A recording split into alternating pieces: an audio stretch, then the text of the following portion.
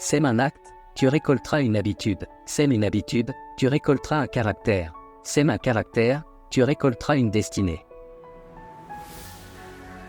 Jugez vos succès d'après ce que vous avez dû sacrifier pour les obtenir. On peut conquérir des milliers d'hommes dans une bataille, mais celui qui se conquiert lui-même, lui seul est le plus noble des conquérants.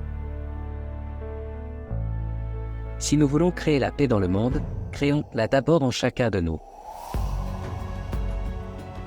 On s'intéresse à ses membres comme partie de son corps, pourquoi pas aux hommes comme partie de l'humanité?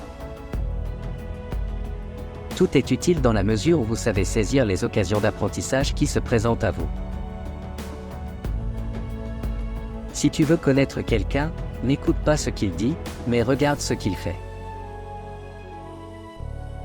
Certains regardent la vase au fond de l'étang, d'autres contemplent la fleur de lotus à la surface de l'eau, il s'agit d'un choix.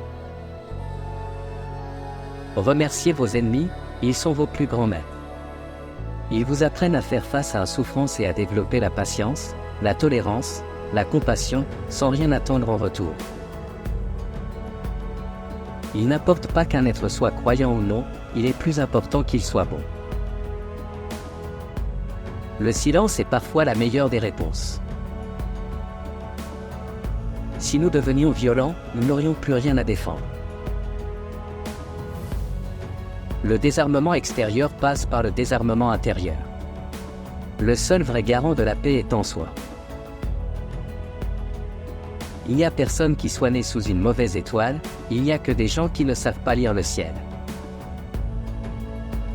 Lorsque vous parlez, vous ne faites que répéter ce que vous savez déjà, alors que lorsque vous écoutez, vous pouvez apprendre quelque chose de nouveau.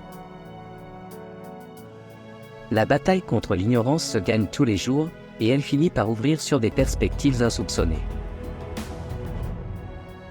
Vous êtes maître de votre vie et qu'importe votre prison, vous en avez les clés. Lorsque nos intentions sont égoïstes, le fait que nos actes puissent paraître bons ne garantit pas qu'ils soient positifs ou éthiques. Le vrai bonheur ne dépend d'aucun être, d'aucun objet extérieur. Il ne dépend que de nous. La faculté de se mettre dans la peau des autres et de réfléchir à la manière dont on agirait à leur place est très utile si on veut apprendre à aimer quelqu'un. Nul besoin de temple, nul besoin de philosophie compliquée. Notre cerveau et notre cœur sont nos temples. Réfléchissons à ce qui possède vraiment une valeur, à ce qui donne un sens à notre vie, et ordonnons nos priorités en conséquence.